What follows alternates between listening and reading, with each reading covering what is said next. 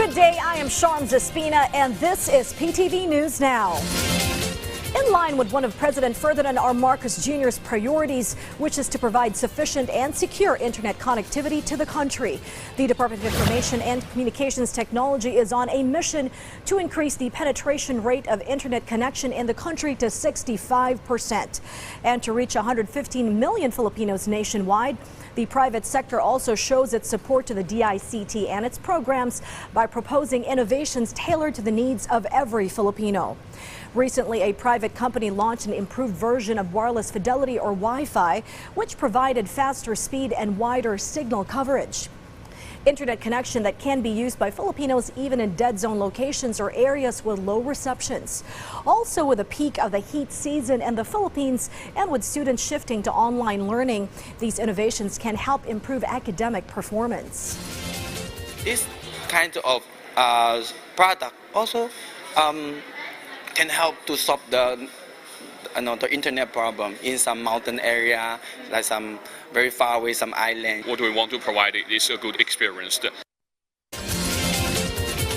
Meanwhile, news of the U.S. approval of a $61 billion aid package for Ukraine is raising optimism in that country in the face of an expected Russian assault this summer. VOA's Anna Shernikova has this story.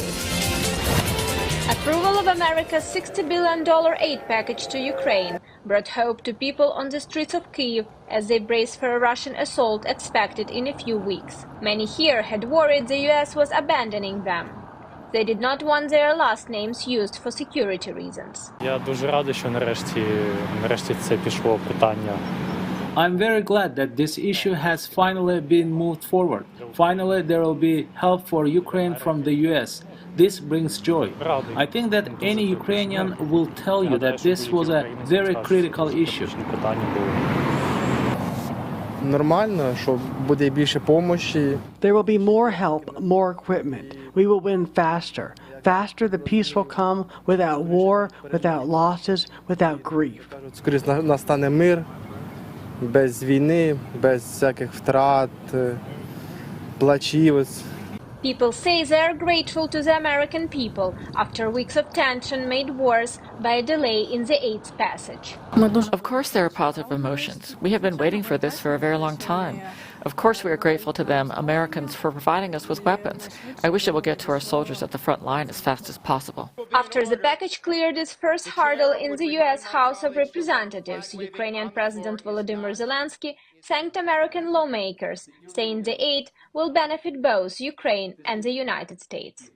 Ми цінуємо кожен прояв підтримки нашої держави. We appreciate every sign of support for our country and its independence, people and way of life, which Russia is attempting to bury under the rubble. America has demonstrated its leadership since the first days of this war. Exactly this type of leadership is required to maintain a rules-based international order and predictability for all nations. І передбачуваності життя для усіх народів. Military analysts here say the U.S. aid, which includes long-range missiles, could be a game-changer on the battlefield. Alexander Musienko, head of the Center for Military Legal Studies, says U.S. support, including advanced long-range guided missiles called ATACMS, is critical as Ukraine is running short on weapons and ammunition. Russian troops are preparing to intensify their offensive in the east, and the Ukrainian troops really need additional weapons, additional ammunition, projectiles. We need ATACMS to restrain this offensive. Musienko and others believe chances have increased significantly for Ukrainian forces when they face the Russian offensive that's expected in the coming months. Washington's aid package to Ukraine consists largely of loans, which has touched off an intense debate in Ukraine. The country is already struggling with a national debt that has reached $145 billion, up from nearly $90 billion at the start of the war. Some economists and politicians are raising questions of how and when Ukraine will be able to pay it all back.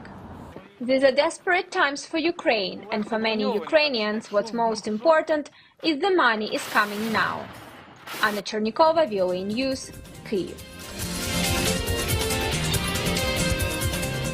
North Korean leader Kim Jong-un oversaw the test firing of a multiple rocket launcher.